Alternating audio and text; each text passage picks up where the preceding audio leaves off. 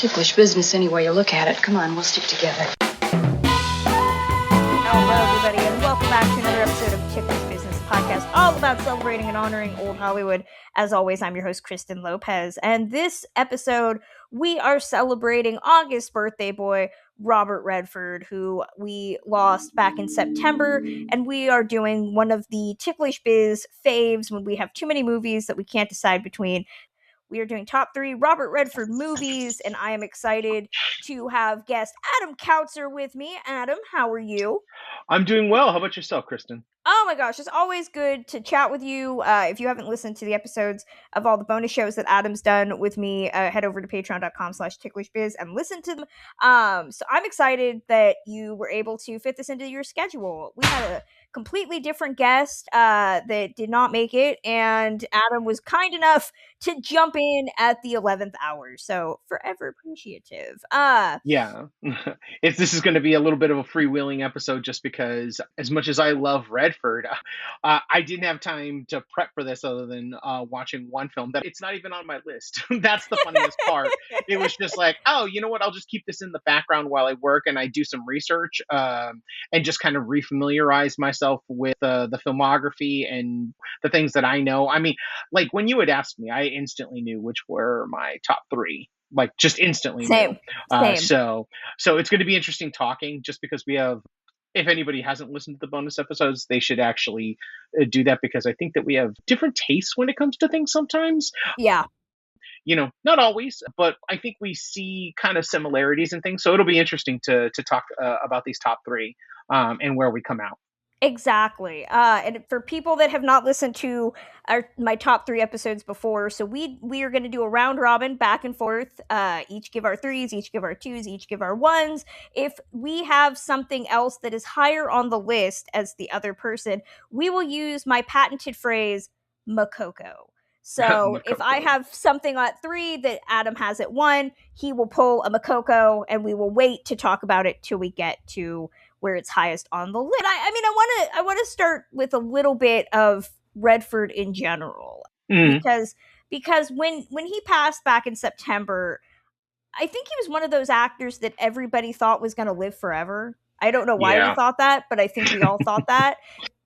He had stepped aside. You know, I don't think a lot of people had seen him in recent years, but he was never a big public figure. You know, he did a lot of public things, but he was not a guy that was often being interviewed a lot. And so when this happened, I just remember being like, screw 2025. Like 2025 is going to be just as bad as I think it is. You know, it was not a good way to set things up.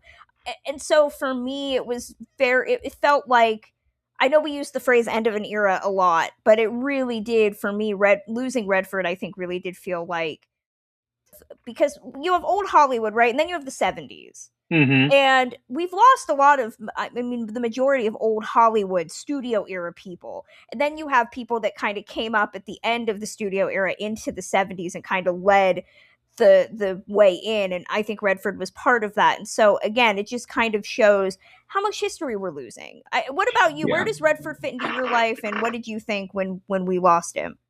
He was interesting because he was somebody I was introduced to very early in my life. My parents had very different tastes when it came to films and filmmakers and actors. But one of the few people that they could agree on was Robert Redford. I think that he was one of those movie stars that really kind of towed the line between women loving him and men loving him. He was kind of very much like his cinematic buddy, Paul Newman, but in a very different way. I didn't like him at first, but then the older I got, the more I started to really, really not only just enjoy his work, but everything behind him. He was very cagey when it came to talking about himself and about his looks and all of these things that seem patented PR stuff now in movie stars, or the people that we consider now quote unquote movie stars. It was something that was just natural in him.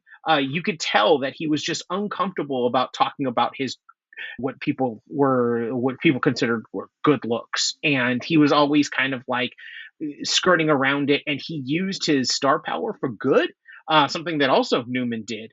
He was more willing to talk about the causes that he was I hate to use the word push. He was very much into his conservation, into making sure that all indigenous people had rights, and it wasn't a, like, something that I guess was like performative. It was like a true blue thing. And the older I got, the more I respected everything he did.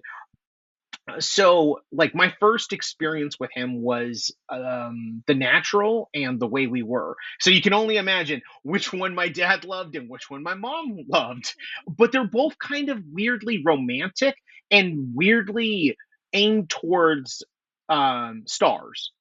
Like I consider him the very definition of what a star was in the 1970s.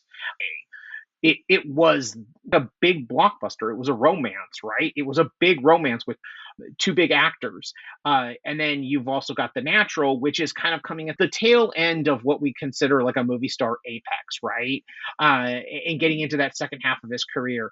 It's all aimed around a movie star. It has supporting players. It's a big budget. It looks beautiful. It's shot beautiful. Like both of the films make the most out of the Redford aura, as the kids say nowadays. He was the original aura king, right? He would just sit there and just inhabit. I don't know if we're going to talk about, but there's a movie where he just literally he lets somebody run his mouth and he stays quiet, and you're always drawn to him, whether he's in the foreground or not. And I think that that's kind of like epitomizes to me what Redford was a guy who used his star power for the best possible like outcome for not only him but also for like his causes and what he was all about.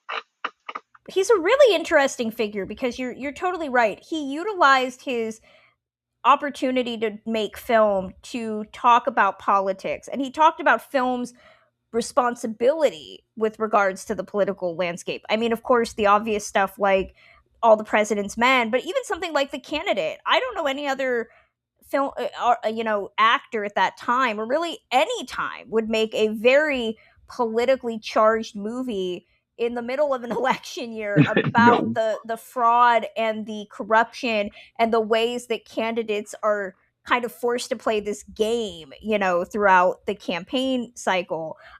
He was very vocal about the causes that he was interested in, but I think more importantly, he was like, I'm going to tell that through film so that people can say, like, I'm not just soapboxing, I'm talking about the films that I'm working on.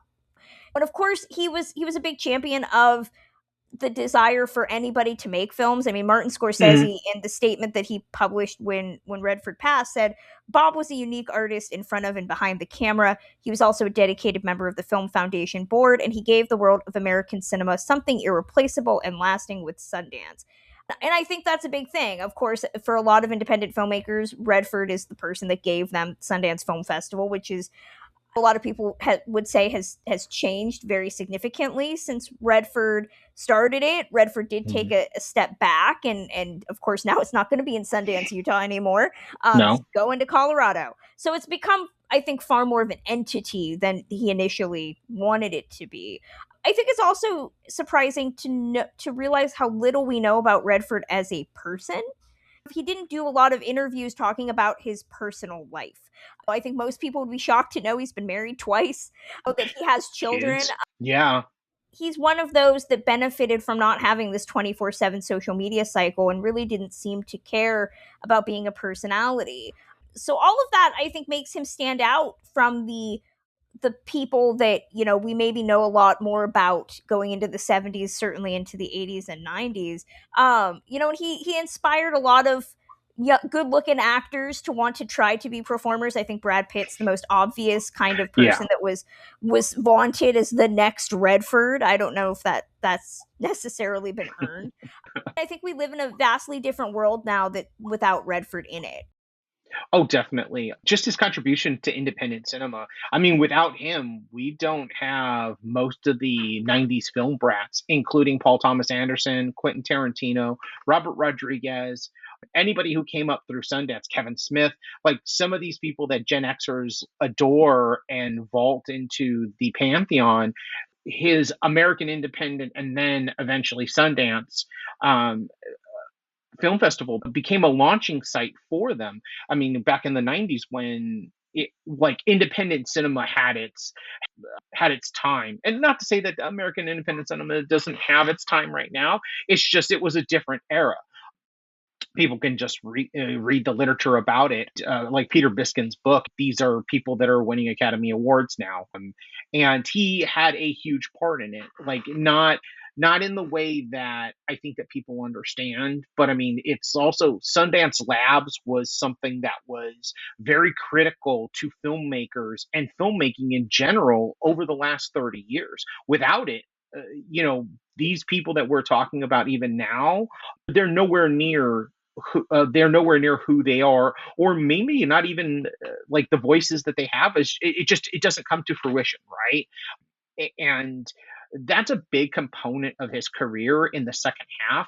I think after Brubaker in 1980, he takes a step back, but I don't think that he takes a step back from filmmaking. He just steps back from being a star.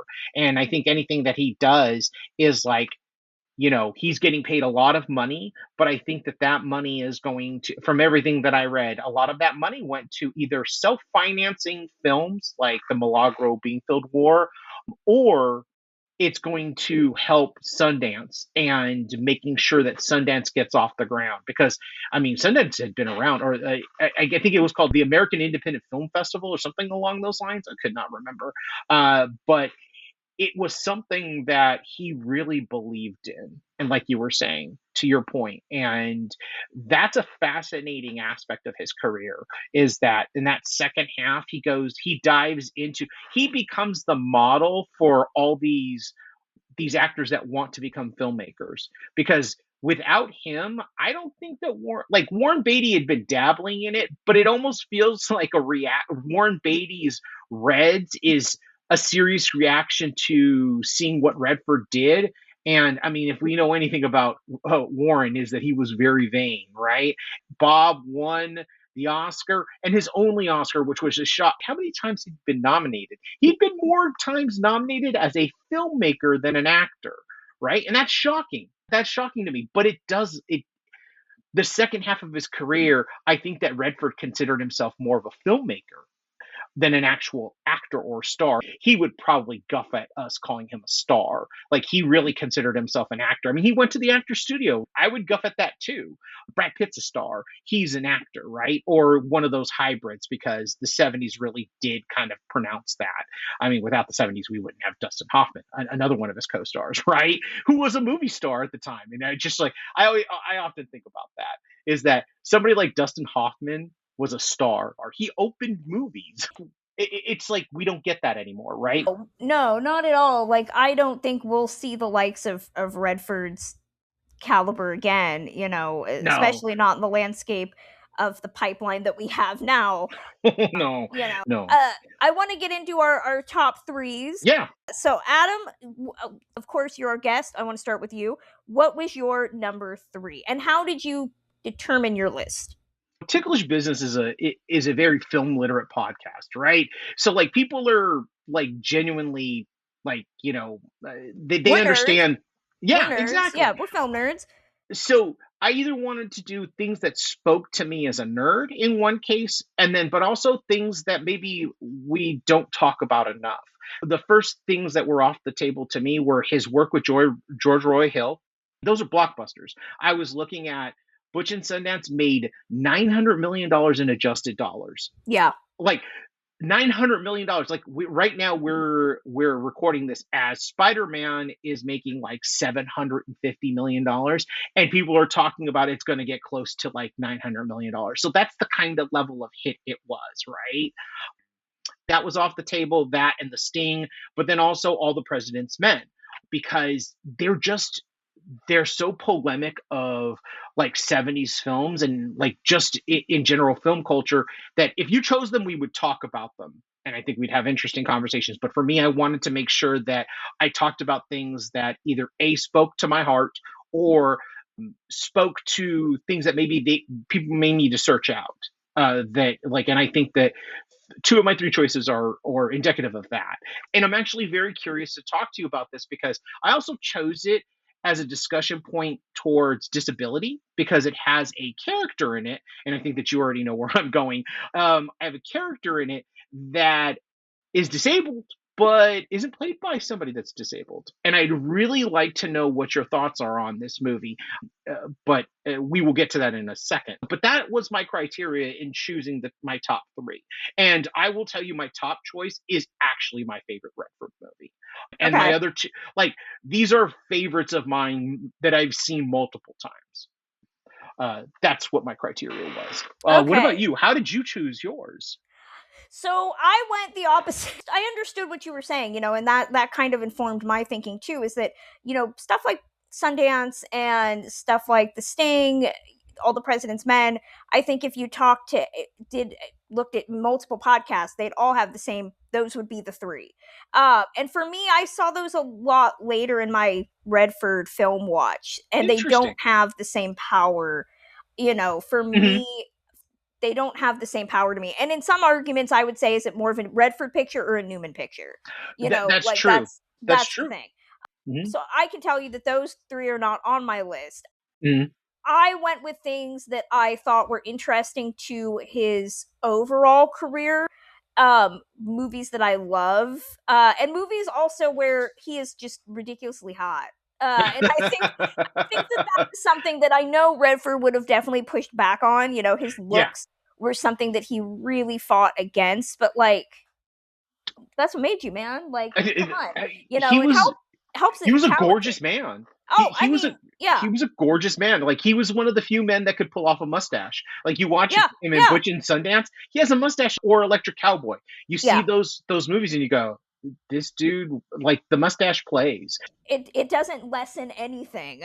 And a mustache is like a make or break deal for a lot of people. Like, Yeah. not like, Facial hair does not benefit every actor, okay? Like, no, it sometimes does it can not. actually hurt them. I went with the more, you know, probably ones where people are like, that's not even Redford's best work.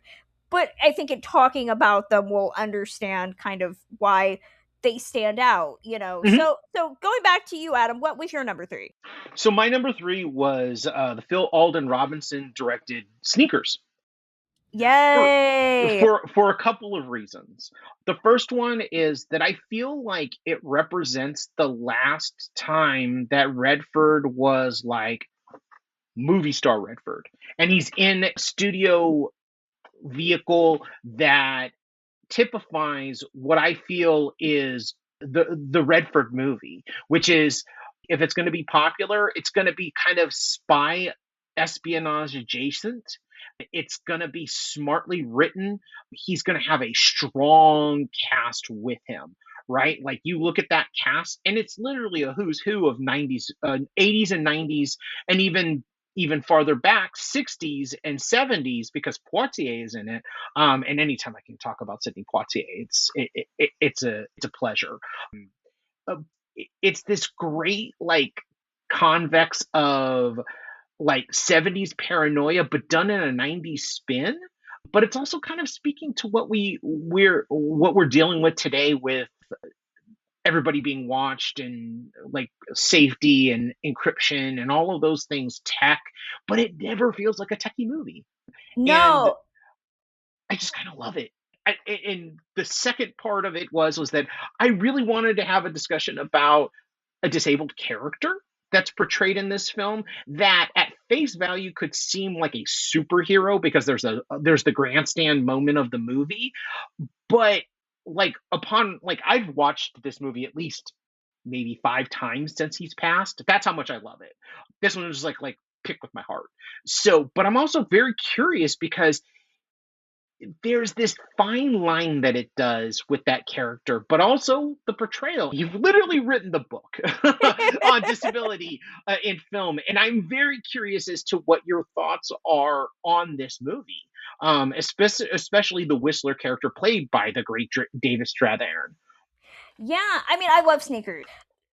Redford kind of struggled in the 90s, I think, early Hmm. 90s, you know, trying to Yeah. be part of these ensemble films where oftentimes he was the old master placed up against a young hot cast. Legal Eagles tends to be the one that is cited Ooh, as that one's rough. the downfall. But this, I mean, it's a really great blend of contemporary performers mixed with classic film stars. So yeah, you get him and Poitier together, and you can only imagine what a film with the two of them young would have been like. I think watching this. Oh, Oh, that it would have would been have been great. amazing. Redford's playing Redford, but this also I think was something different for Poitier, playing this kind of like playing the Sundance to his Butch kind of thing, where Yes. they're both equally elevated. You have River Phoenix in here playing kind of the little techie boy. He gets a lot of humor. He's really fun. Mary McDonnell is the lovelorn girl. It's just a stacked cast of actors from the 90s where you're like, oh, I love them. How did I Yeah. not know this was a movie? How did I not know this was a thing? And Sneakers was one I discovered really late. I think I was in like Okay. high school when I finally saw it, and I was like, oh, this is really fun. I called this like the Sting Light 90s edition. Yeah. On the one hand, I put my academic cap on and say, Whistler as a character is suffers from a lot of stereotype, which is like kind of the magical Spidey sense. On the Yeah. other hand, the Kristen part in me says David Strahan can play anything he wants. Okay, and I love Is he a him. part of the list? I've never even thought about that. Is Strathern as like the Gray Fox, like John Slattery type, a I part of the love list? David Strahan has always been a Kristen's boy. I love him. I'm Oh, okay. guessing I'm if he's listening to this podcast, which I'm sure he is. I would love to talk to you about Being You because he is the best. Yeah, he is really great. We did an episode of our bonus show. It's like a classic talking about A League of Their Own, which is pretty much just me being like, let Strahan do whatever he wants. Put him in a suit. Yeah. I don't care what he does. He's allowed to do everything. But I also think it's important in that we give the character with blindness a character. Yeah. I think that I'm one of those where I balance. I know why we cast this way. I certainly know why we did it in 92. And the character to me, and again, I speak from this not as a person with blindness. Yeah. The character to me, I think, is given personality, is given a chance to be a character. He's smooth, like him and everybody's smooth in this movie. Like they could Yeah, all they get are. it. Yeah. And I think that's important because there's nothing tragic or sad or victimy about him. So it works. Sneakers made my honorable mentions list. It did not make my 3, but Okay. I'm glad you included it because it is, I think, a really important, movie in how Redford navigated the 90s. Yeah, no, absolutely. It's the smartest choice he made in the 90s. Like it really is. Like at least into my estimation because it just there's a 2017 version of this where they use the digital de-aging, which doesn't work. And I thank God that we're not in that era. But other than the two casting, the casting of the young Redford and the young Kingsley, this movie cooks. Like it really does. Yeah. Like it's a smart. That's the thing that I keep on going back to when I look over his filmography. It's either smart choices or you can see the intent behind the choice, like in Legal Eagles, like going back to Legal Eagles, I can see what he was trying to do. Like I honestly see it. It just doesn't work. Like I can see Ivan Reitman at the right after Ghostbusters. It's a script that kind of supposed to recall like the Preston Sturges of it all, or like a Howard Hawks film, but it crashes and burns because it's the 80s and Daryl Hannah's not that lady. I mean, she's a lot of things. That and then also Deborah Winger. Like that's a film that could have worked. Like right director, right cast, it could have worked. But anywho, this is one of those ones. Uh, this is one of those ones where everything is the right choice. I often think, like when I think about these things, especially in the 90s, it's like, would Harrison Ford have been a better choice? And the answer is a resounding no. He would have been the obvious choice, but Redford is the right choice for this movie. Because of the context, like I think that also what people forget about this movie is that it's in the 90s. It's like really early 90s. He had not had a great hit. He had been out of the spotlight for a while. He only made 5 movies in the 80s, which is shocking to me. Like starring roles, right? So he comes back into the 90s and he does right after Havana, the mess that is Havana, and he does this movie, but you have to think about it in the context of film goers. This is the guy that was a political activist. Some would say during the 70s, a little bit radical. And he's playing that role. Like, the thing that I love about Redford is that he always plays into things about him that we know, his persona. And here he plays into that persona. It's amped up to 10 because he plays a radical that ends up on the run. And then it comes back to haunt him, and how it spoke. I could only imagine it spoke to boomers in a big way, because it's like 60s but done in the 90s about tech that they may not necessarily know. But it's never like the thing that I love, the thing that I find is the one of the best aspects of the film is it's a hacker movie where you don't see hacking happen. You don't see a lot of people on computers typing away. It's all old school, like heist film, con man, sleight of hand. But what I think that people honestly don't get is that a lot of hacking, especially during that era, was that. It's just a smart movie. I love it. The best grandstand moment is with Whistler and the car.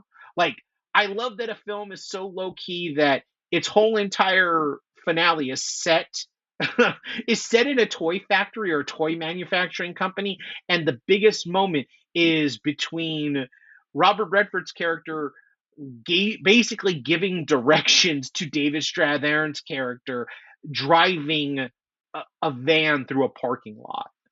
But when you see it in context, you hear the James Horner score. It's kind of a grandstand moment. You want to get up and cheer, like when he hits the car, like when Whistler hits the car against the wall, but he's made it and he's done exactly what you want him to do. And then, of course, there is the cameo by James Earl Jones, which is just like, it's like the chef's kiss at the end. It's just it's an all around, like, when I think of 90s like studio filmmaking and blockbusters, this is what I think of, and this is what I miss most, because we don't get these. This would be a 10-episode Netflix series, and it wouldn't be that good. But back in the day, it was a 35 millimeter shot film, big budget.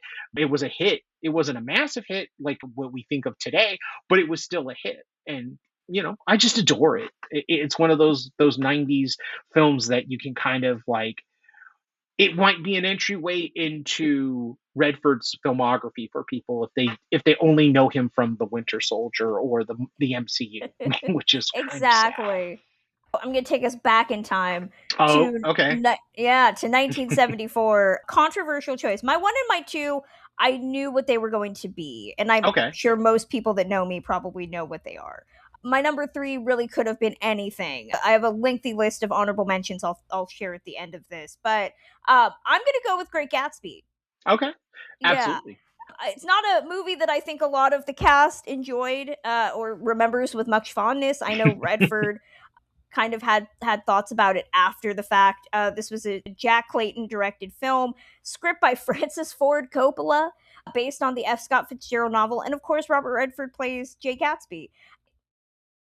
It's the most perfect casting.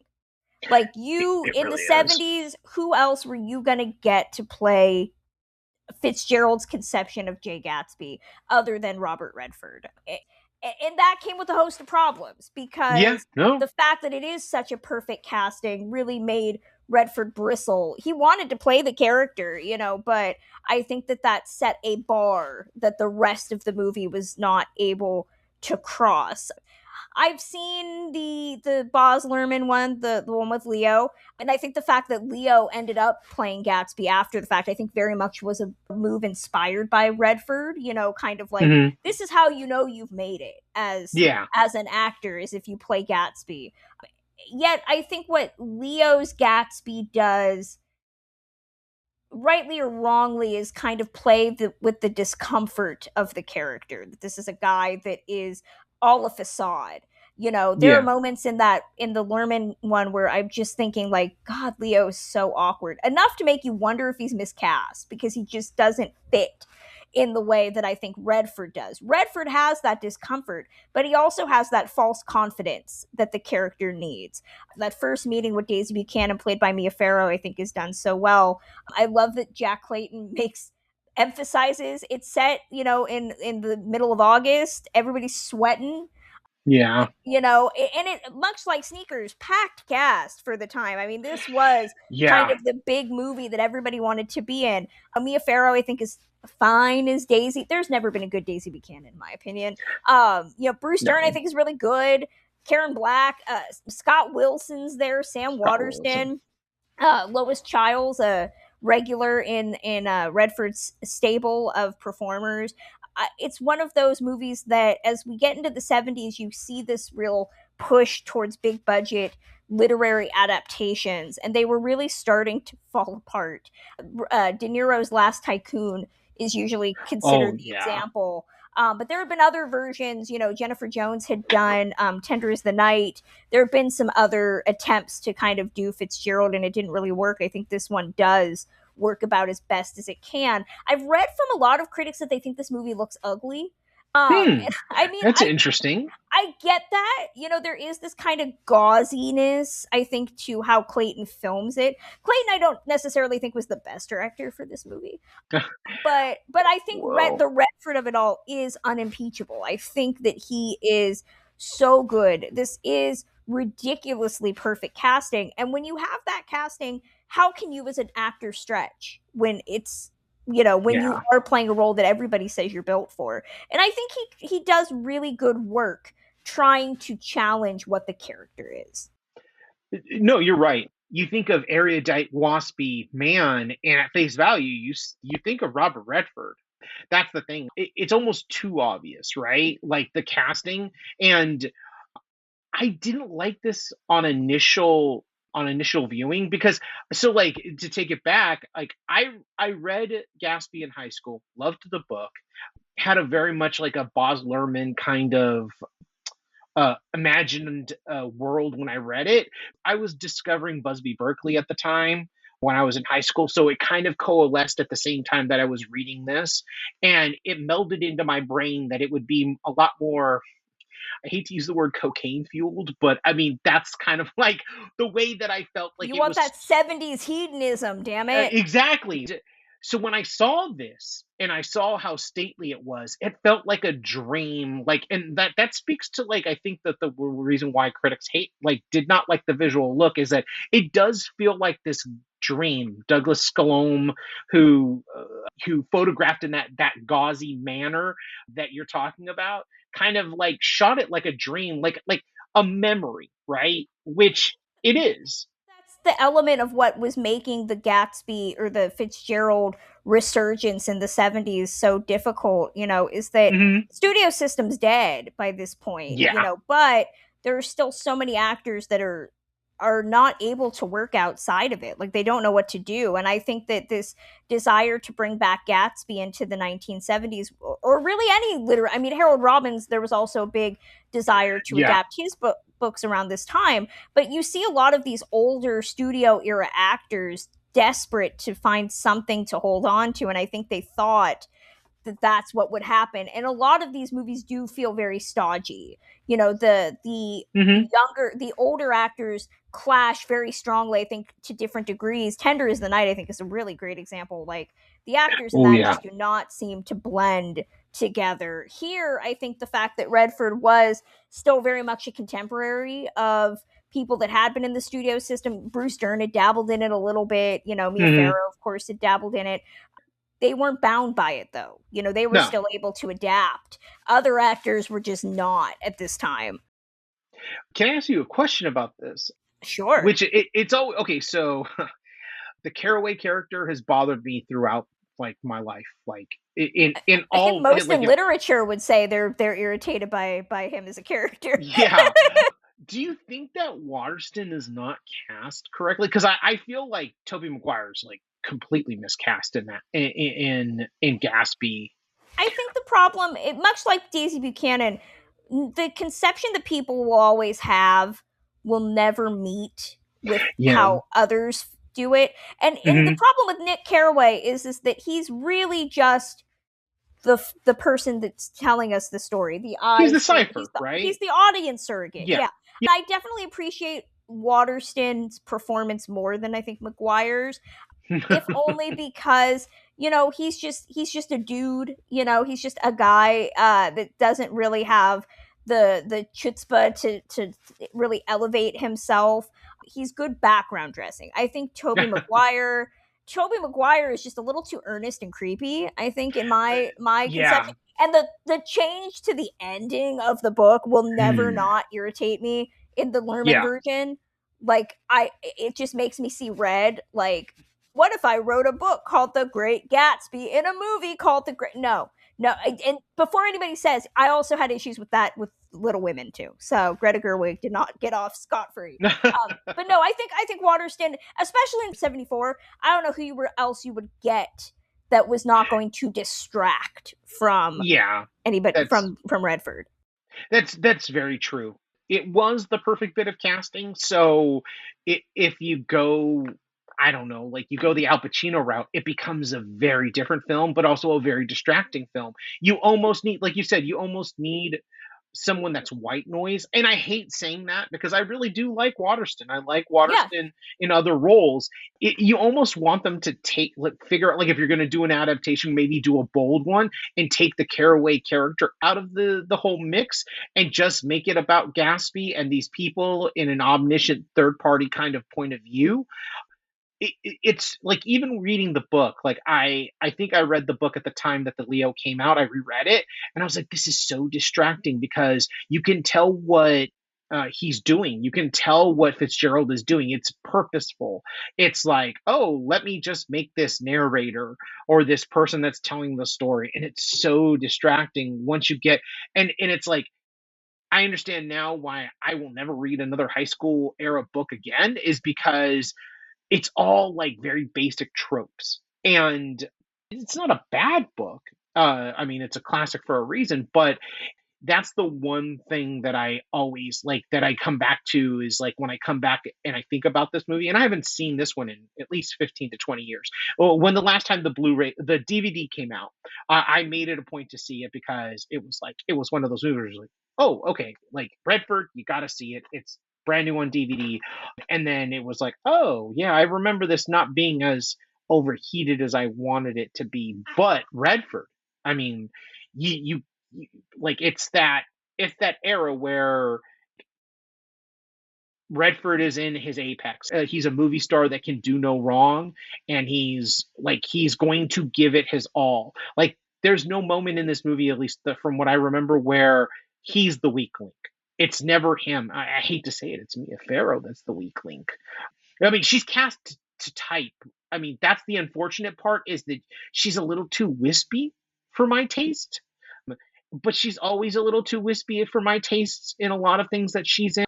The only time she kind of like it works for her, I think, is in Rosemary's Baby. There's other movies from a director that shall not be named using her as a strong like lead. It's still the wispiness, and so the bigger point, more than Sam Waterston, is the thing is that you're like, why is Redford the biggest slice of man meat in the world at that time want to be with this?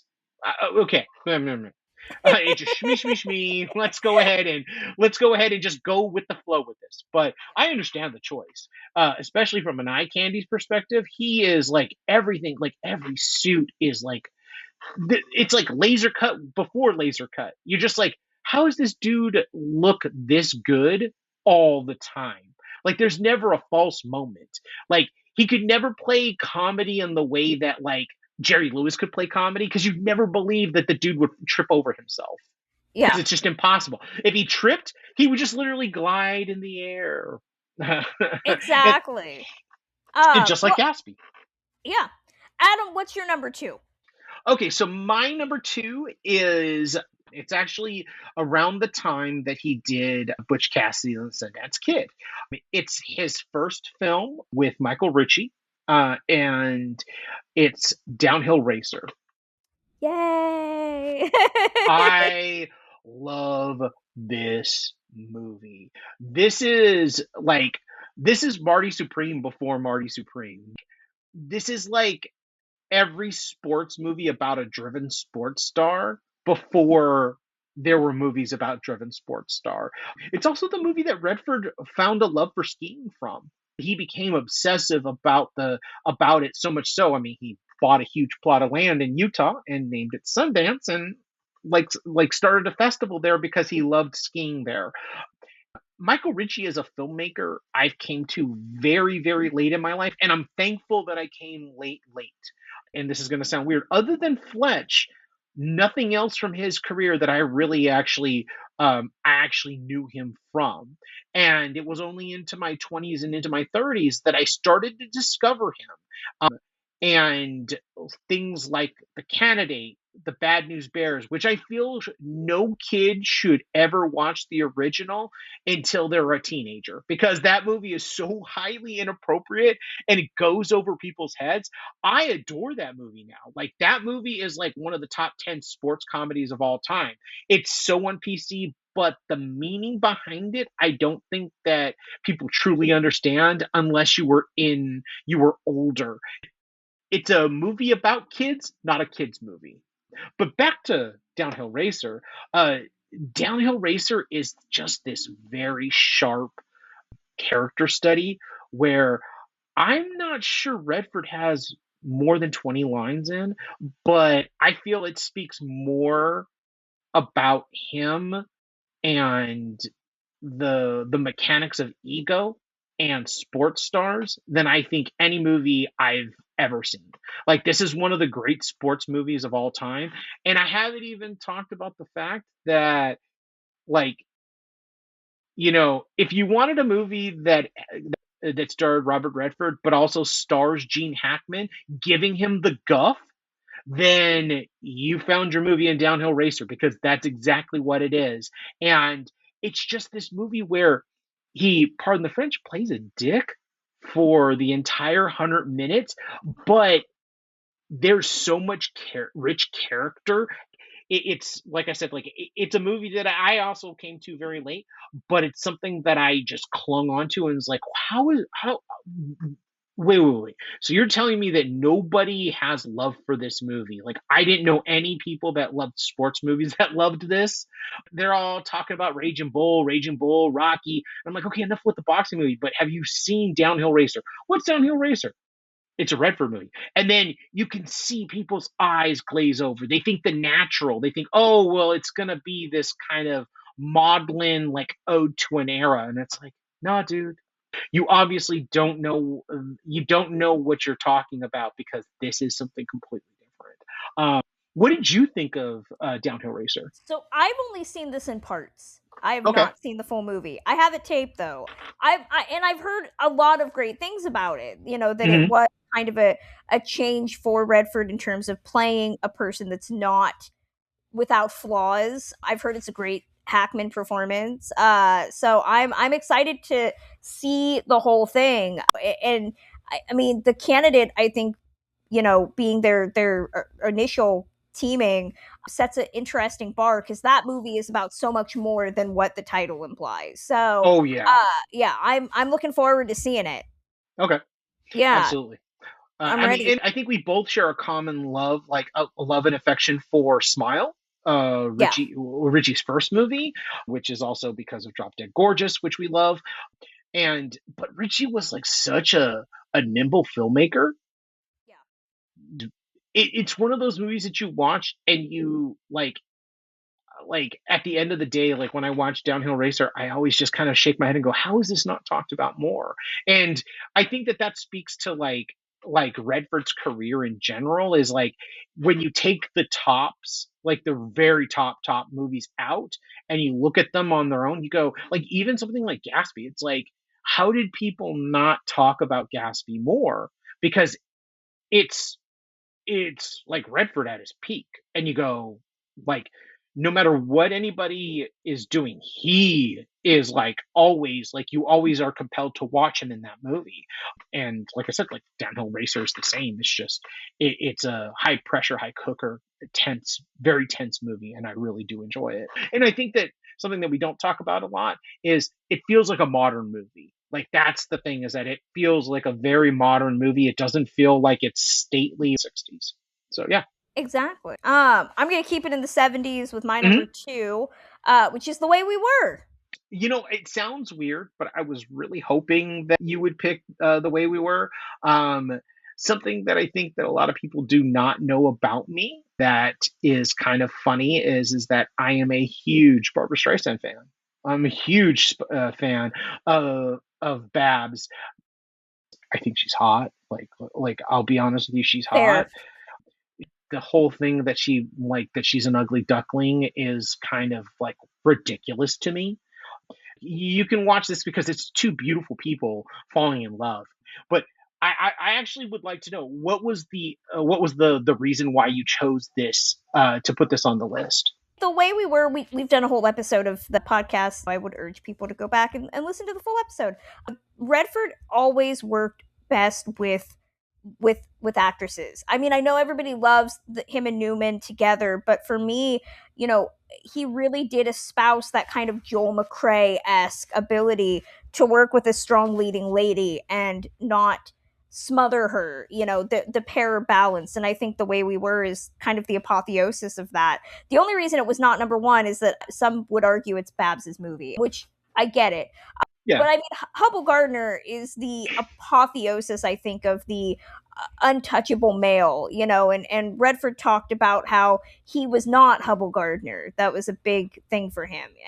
You know, well, I Yeah. can understand why, but I also do wonder how much that's untrue, considering that the movie very much was inspired by wanting to tell a story about McCarthyism, and both him and Barbara Streisand, I almost said Barbara Stanwyck, Barbara Streisand were very politically inclined at this time. Hmm. And I think that they are playing characters that I don't really care what they say. I think we're kind of drawn on their personalities. You know, Babs is this very outspoken woman, and Redford as a character that definitely had ideals, you know, and principles, but didn't make them a big thing, you know. And of course there's that moment in The Way We Were where, you know, she talks about how people are their principles. And I think Yeah. Redford certainly ascribed to that, but I think he did it in a different way by putting it in film and making people watch a movie about the things he believed in and making their own decisions. I mean, I think that every sequence in this movie is meant to make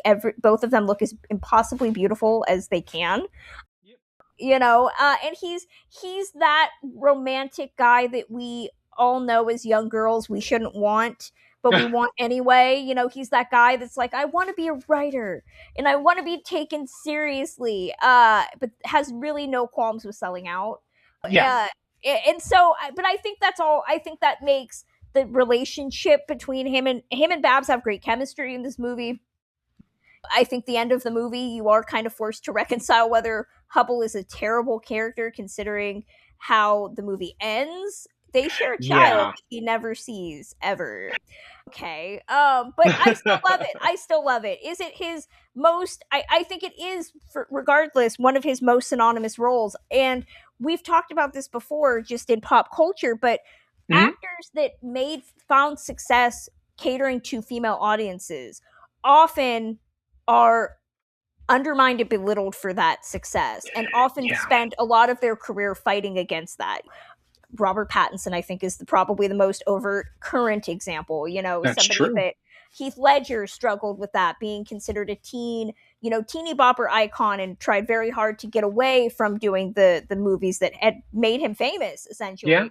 Not that Redford wasn't already successful by 1973, but I think that turning him into a romantic leading man and doing it so magnificently in this movie kept audiences more engaged in him and allowed him to remain a romantic lead well after he had hit 50, you know, which Yeah. I think Indecent Proposal is a great example of that. So yeah, Oh, that's why it's absolutely. my number 2.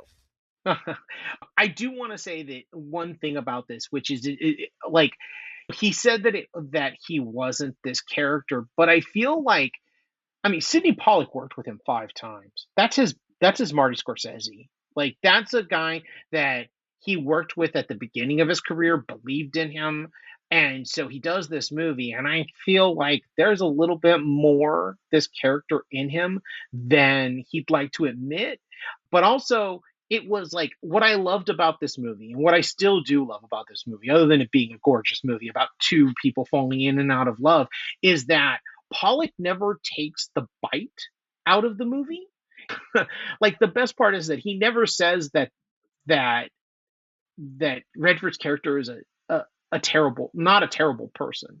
He's just a very good looking person. Like, I mean, he gives up his principles, like something that Redford never did. Like, from everything that we know about Redford, and I think that that's what he bristled back at. But Redford just sat there and was like, "Oh yeah, we're gonna lean into this." It was the '70s. We're gonna make this love story, but we're gonna have some very pointed moments between me and Streisand, and I'm going to make it heartbreaking for the intelligentsia. We're at the end of Watergate. So that kind of thing where McCarthyism and like, the Watergate delusionment, being disillusioned by government was a big thing, and to see that happen in this particular film spoke to something. Makes it a little bit more meatier. Like, I love that people like, oh, the way we were, memories, all that stuff. Like, they brush it off, but it's not a movie that you can brush off, because it's like Pollock didn't make it a movie to brush off.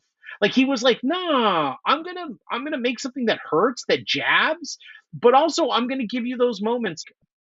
What I remember most is the moment where she kind of brushes his hair aside, and Yeah. it's like, I can understand women just melting for that.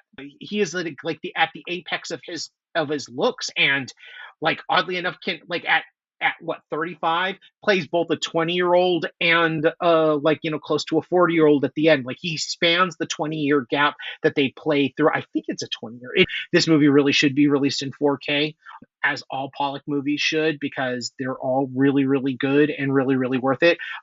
Jeremiah Johnson is another one that I feel, which is kind of weird because they made those films back to back, and I think wild that they make these two movies that are very Yeah. different. But yeah, that's a great choice. I love that choice. Before we get to our number ones, would love to remind everybody, if you are not following the podcast on social media, you should. We are at Ticklish Biz, except on Twitter, where we are at Ticklish_Biz.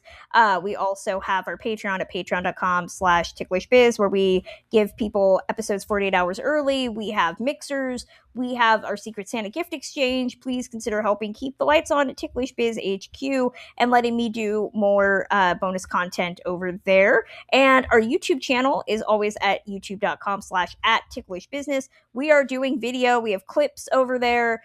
We would love to get some more followers. We are inching ever close to 700, which is actually pretty dang impressive. Yes, it is. So, number one, Adam, what was your number one? My number one was one of his biggest failures, which I know sounds wild, but it's a movie that, of all the Redford movies, I've seen the most, and but again, wild to speak to this, but it also speaks to a lot of like what I find, what my little ticks and fetishes are as a film fan. It's the 1972 crime comedy, directed by Peter Yates, The Hot Rock. Ooh, okay. I've never seen this one, but I have, oddly enough, I have the Twilight Time disc, so I own it. Out of print. If you have that Twilight Time disc, it is a very expensive buy. Adapted from a novel by Donald Westlake, who is one of my favorite writers of all time. He wrote 2 series. He wrote the things that Point Blank and Payback and all of the Parker novels, which are good. They're a certain kind of novel, but what I love him for is the Dortmunder books, which is what this film is. Love them.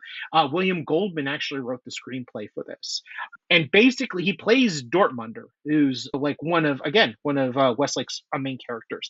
And Dortmunder is the kind of criminal I love, where he's smart, capable, charming, affable, but luck is not on his side. And he's fresh out of prison after a stint and a job that went bad. And he gets picked up by his associate, who's also happens to be his brother-in-law, played by the great George Segal. Somebody from the 70s, I feel, that doesn't get enough love is George Segal. And basically, Dortmunder and his crew get hired by an African government to take back a fist-sized diamond that is being shown in New York. They attempt to pull this off, and when I tell you this diamond heist is the worst possible bad luck situation that you have ever seen in your life, I am not joking. Everything that could possibly go wrong goes wrong for the crew of criminals that Dortmunder has put together. And basically, it's this bad karma comedy. Like, I sit there and I have it on my Plex server. I have the Twilight Time Blu-ray, and if I'm feeling down, I will literally put this movie on and just leave it in the background because fabulously shot. It's a fabulous New York movie. Like, it's one of those movies where you watch it, and after a certain point, if you've seen it enough times, you watch it in the back. You watch the backgrounds because it's shot in the New York that you're aware of, but is never kind of really shown in film except for in the 70s. It's just funny, and it uses Redford in that way that Redford was best, which is that deadpan quick wit, which I feel like he didn't get enough play for as a comedian. But then everybody else that's in it, like George Segal, Ron Lieberman, Paul Sand, Moses Gunn, Zero Mostel is in it. Like, and they are just the greatest group of like actors put together. And where it eventually goes and what actually happens is so ridiculously stupid but funny that, yeah, like, I don't want to ruin it. Like I know it's a 50-year-old film or a 55-year-old film, but I don't want to ruin it. But I will say this: if I could know one secret about oh gosh, what's the I completely forgot. What's the Greta movie she co-directed with her husband, Francis Ha? Yeah. Okay, so there's a section where she dances. And she dances to a David Bowie song. Like, if there's one question I could ask her, would be how much inspiration comes from this movie's ending, because there is a moment, and I find it to be pure joy, where Redford, who is not known to be a dancer, literally dances for about 2 minutes across the screen, like Francis does, in the streets of New York. And it's probably, like, when I first saw it, it like left me on a high where I was like, why are people not watching this movie and adoring it? Why wasn't it like Butch and Sundance 2.0? And I mean, it just, oversaturation. I don't know. Who knows? Like, I read the chapter of it on William Goldman's Adventure in Screen Trade, which he devotes a whole entire chapter to it. And you can tell his heartbreak, but you can also tell the sarcasm there.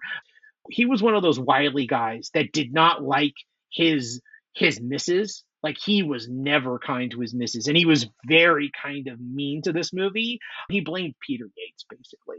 He felt that Peter Yates didn't do the job that maybe somebody like George Roy Hill would have done. But to my point, I think that Peter Yates does a great job in this one. So yeah, Hot Rock. Yay! My number one is going back to one of his earliest performances, Oh. sticking with the romance genre, but it is Bear from the Park from 1967. Yeah, I love that we had so many different kind of points of view and genres with this. I was very afraid we'd all be stepping over the same like 5 films, but here, again, this was a role that he felt was very much not who he was. Yeah. He's paired with Jane Fonda. I think this was their second pairing after doing The Chase, yes, which also is a great movie. and that he plays this kind of buttoned up wasp character. She is this free spirit. They're a young married couple living in a like sixth floor walk up in New York. It's based on a Neil Simon script. And it's just, for me, when we talk about Redford, he doesn't get enough, I think, as we've touched on already, enough credit for his comedy and his comedic timing. It's not broad silly comedy, but he is always I think what I love about his performance here as Paul Bratter is that he is the character that is just exasperated with everything that is going on, and that humor is relatable to an audience. The fact that he is living with a neighbor played by Charles Boyer who, takes them out to this weird ass restaurant, makes them eat weird food. Jane Fonda's character is telling him, like, didn't you have fun? Why didn't you have fun? And he's just like, why the hell would I have fun doing this? This is horrible.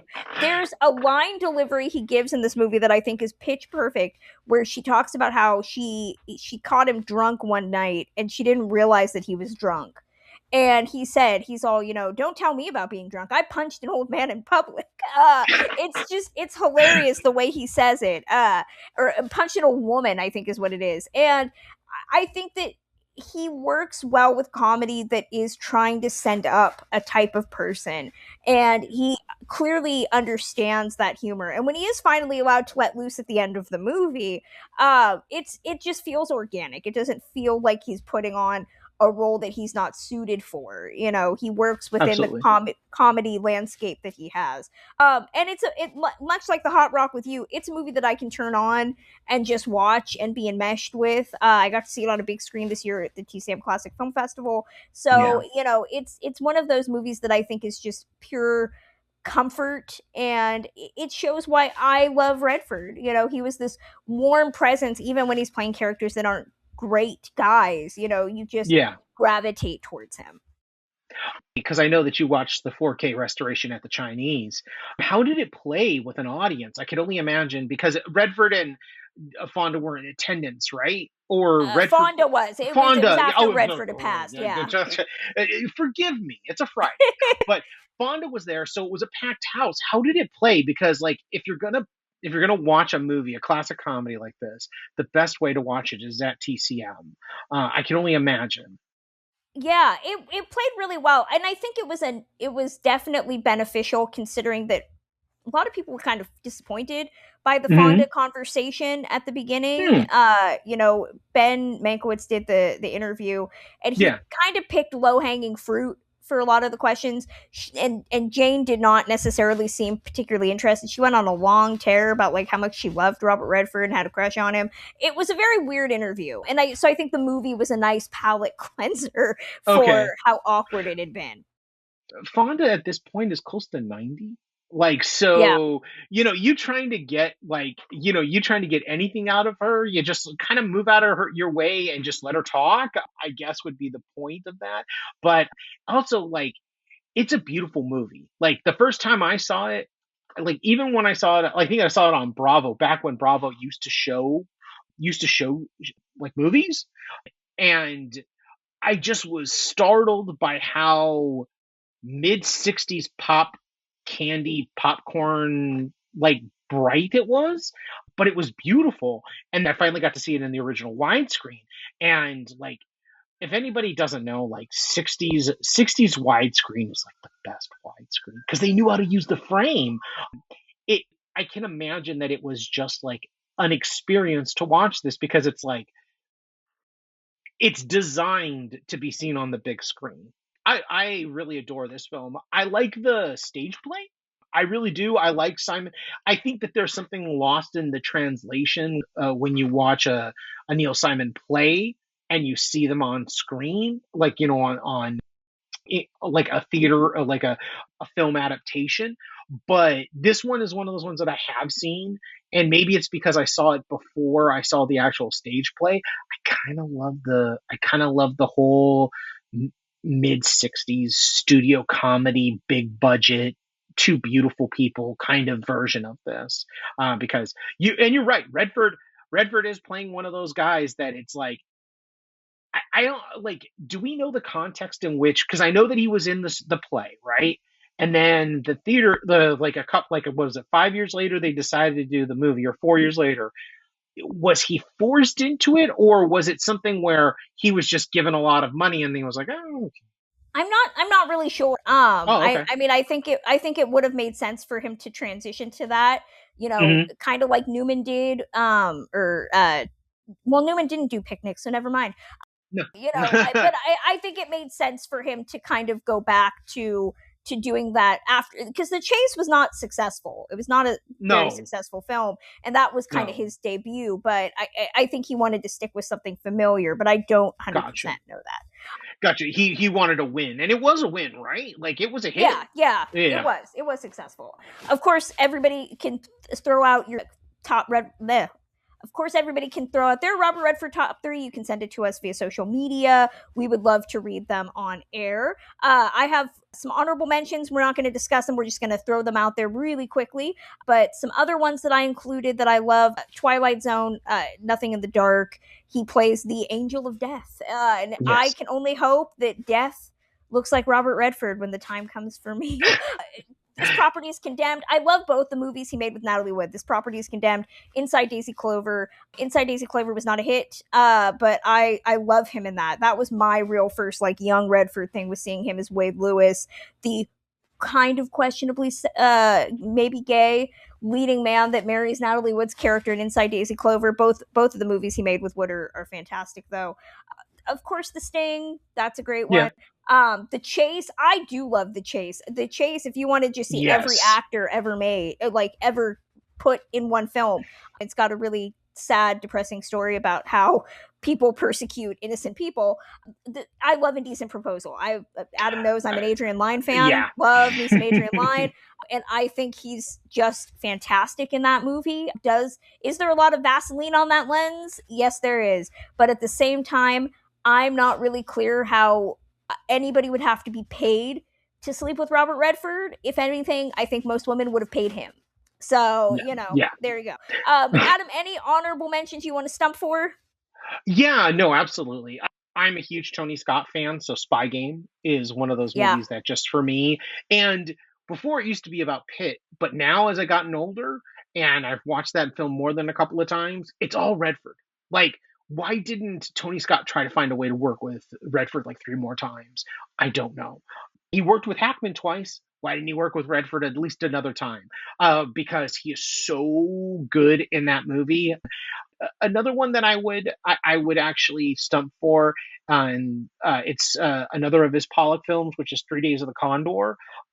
That's like big, brassy, Paramount studio produced spy paranoid thriller in the best way possible. I mean, this is the movie that Winter Soldier Yeah. is basically based off of. They took a huge reference, but nothing beats this movie. Like him and Faye Dunaway, you want to talk about two beautiful people together, making no sense whatsoever why they should be together, but then it makes cinematic sense. Like you watch the movie, you go, oh, okay. Like I mean, it's Bob, it's Faye. They're they're meant to be together. It's the same way that the movie that it forwardly future like the that references it is Out of Sight. And Out of Sight makes no sense why these two people should be together, right? Like, it, but it's George Clooney and Jennifer Lopez, and they're stuck in a trunk, so of course they're gonna fall in love. Same thing with Redford and Faye Dunaway. In this one, instead of having a great crime film around it, you have a great spy paranoid thriller. I just like of those movies of that era. I think that this one is the one that I find to be my favorite, and Redford is just great in it. Like again, another guy who he creates a life with few words. Like you would think that a movie about spies there would be a little bit more wordy. It's almost like he's ripping pages of dialogue out, and he's like, I can do this by just a look or by just an action. And if you want to know what physical acting is, watch him when he comes back from lunch in this movie, and you'll know what I'm talking about if you've seen the movie. That is physical acting. That is emotional life personified in a way that I don't think that many actors could pull off. And I think that that's him. That's Redford, and like, wrapped up is that he knew what star charisma was. 100%. But yeah, I'm glad we finally got to do this. I'm glad that Mhm. you were able to celebrate with me. Absolutely, Adam, absolutely. where can fans find you online? Anything you have coming up that they should know about? Yeah, you can find all of my written work, which is most of what I do, at themovieaisle.com. That's aisle with an I, not an A. Not like a theater aisle, but like an aisle as in like the like the Isle of Normandy. You can find all of my work there. I primarily write about boutique label releases, so Blu-rays from Kino Lorber, Vinegar Syndrome, Arrow Video. So like if you like the fringe kind of stuff or cult classics, then my site is definitely there. I actually co-host a podcast called Nerds Ruin Everything, where I talk more about pop culture related stuff, general movie releases that are in the top 10. So, like, if you want to hear my thoughts on Spider-Man Brand New Day, Spider-Man Brand New Day, or The Odyssey, you can always go to that, Nerds Ruin Everything. But yeah, mainly, Awesome. primarily themovieal.com. Awesome. And of course, you can always find me on social media at Kristen K. Lopez, unless it's Instagram, where I'm at Kristen Lopez88. And I'm always writing about pop culture and movies, classic and contemporary as well, over at the Film Maven. That's 2 M's at thefilmmaven.com. We will be back in 2 weeks celebrating my birthday. And we are going from the world of Robert Redford to the streets of San Francisco, talking about one of my favorite movies. Yes, people are going to be very surprised when I say what the movie is. We're talking about Steve McQueen and Bullitt. We'll be back in 2 weeks.